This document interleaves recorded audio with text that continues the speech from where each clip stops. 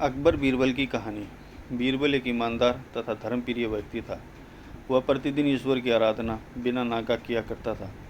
इससे उसे नैतिक व मानसिक बल प्राप्त होता था।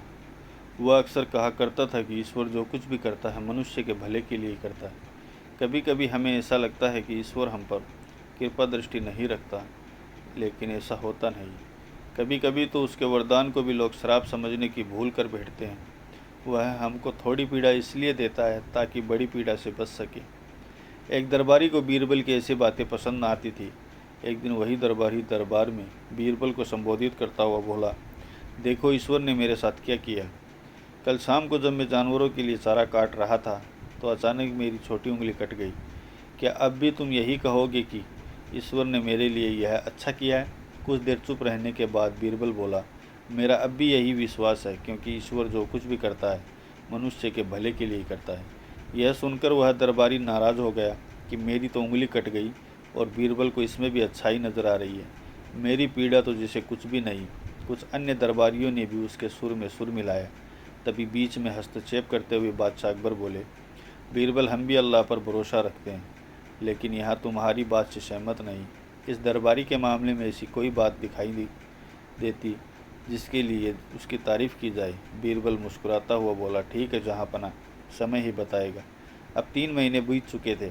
वह दरबारी जिसकी उंगली कट गई थी घने जंगल में शिकार खेलने निकला हुआ था। एक हिरन का पीछा करते हुआ है भटक कर आदिवासियों के हाथों में जा पहुंचा। आदिवासी अपने देवता को प्रसन्न करने के लिए मानव बलि में विश्वास रखते थे, अतः वे उस दरबारी को पकड़कर मंदिर में ले गए बलि चढ़ाने के लिए। लेकिन जब पुजारी ने उसके शरीर का निरीक्षण किया, हाथ की एक उंगली कम पाई।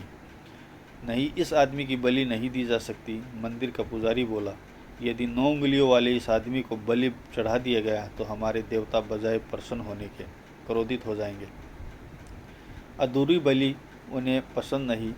हमें महामारियों, बाढ़ या सूखे का प्रकोप झेलना पड़ सकता है, इसलिए इसे छोड़ देना ही ठीक होगा। और उस दरबारी को मुक्त कर दिया गया। अगले दिन वह दरबारी दरबार में बीरबल के पास आकर रोने लगा।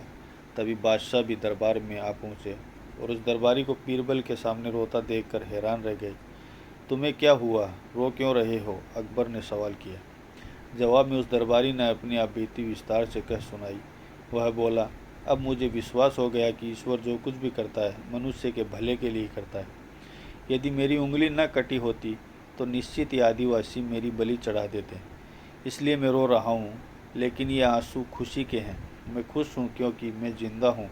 बीरबल के ईश्वर पर विश्वास को संदेह की दृष्टि से देखना मेरी भूल थी। अकबर ने मंद मंद मुस्कुराते हुए दरबारियों की ओर देखा, जो सिर झुकाए चुपचाप खड़े थे।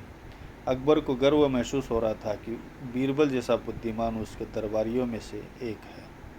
दोस्तों, आपको ये कहानी अच्छी लगी तो वीडियो को लाइक करें और चैनल को सब्सक्राइब करें। धन्यवाद।